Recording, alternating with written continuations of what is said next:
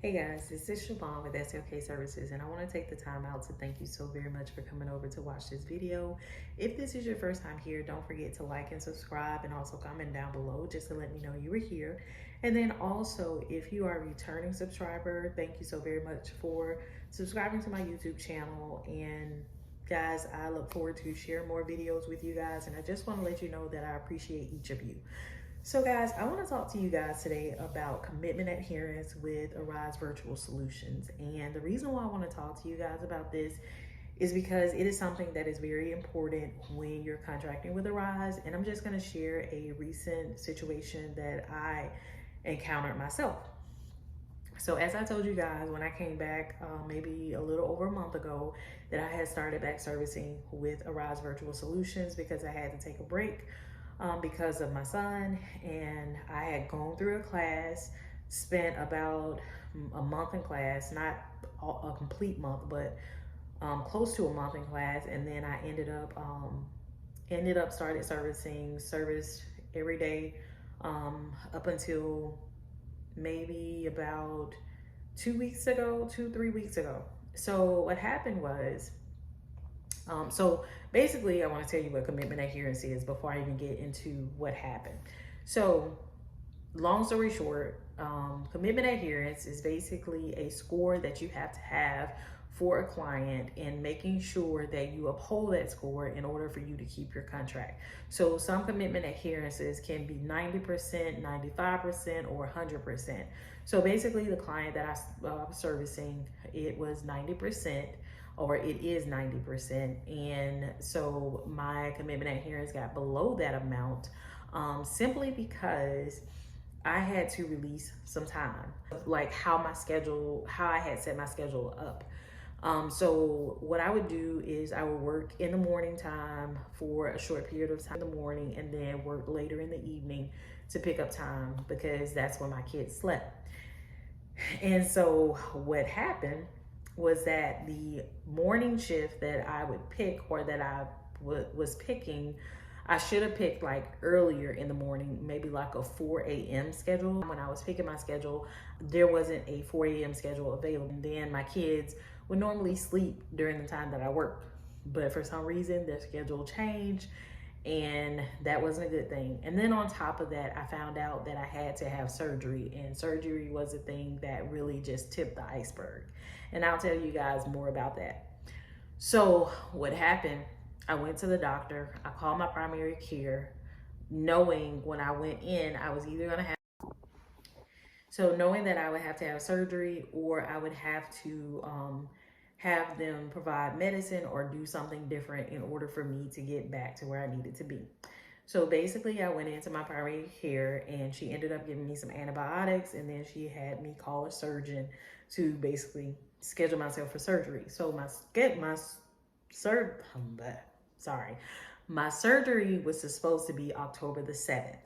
So what happened was I got an earlier call to come in to go ahead and have the surgery done. So it wasn't anything that was alarming, but but basically I had a mass, and they had to send it off to pathology. We kind of knew it was benign, but we wanted to make sure, just to make sure it wasn't cancerous.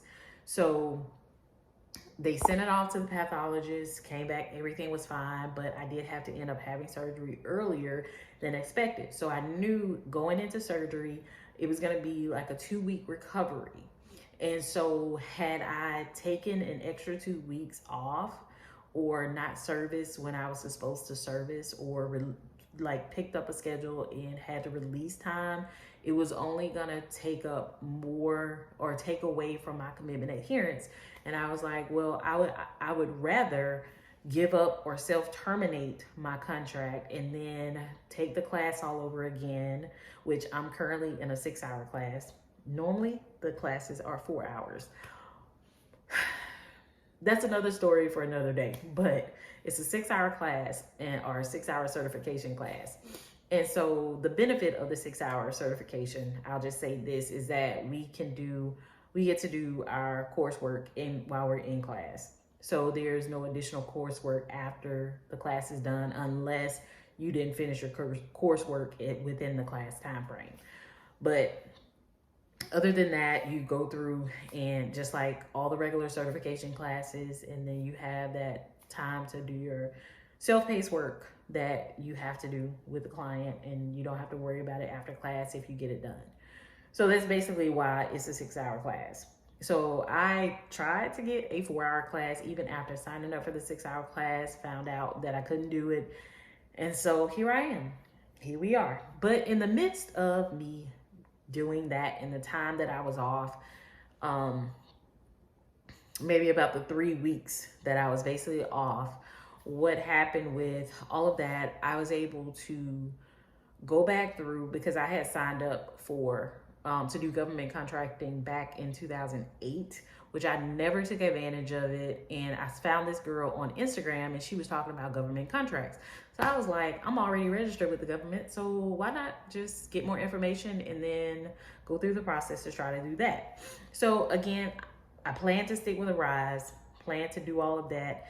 If the government contracting takes off, great. If it doesn't, it is what it is. But what happened with that, I ended up starting to take webinars while I was, sitting down, laying down, couldn't do anything. So basically I just picked up my computer and start attending the webinars, getting information on government contracting, which that has been some of the most insightful information that I have received about government contracting. And then you can also, what I found out is the good part about it is that you can go through and get like a liaison through a company that's listed on there, and it's free. Like basically the webinars are free. Everything is free. They give you all the information about government contracting, like how to contract, how to bid, all this other stuff. They help you with getting set up. Now, as far as getting your account set up with sam.gov, they don't help you with that, but you can always call the Federal Service Desk if you run into any issues. It took me basically I started this process 2 months ago. So during this time while I was down, I was able to just go through the classes, go through some of the webinars. I am still signing up.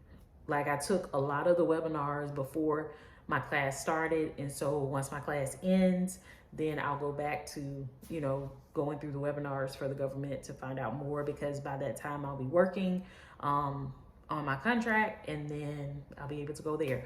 But I'm also still setting up my Fiverr account. But just wanted to share that with you guys. So until next time, I'll see you guys in the next video. Bye.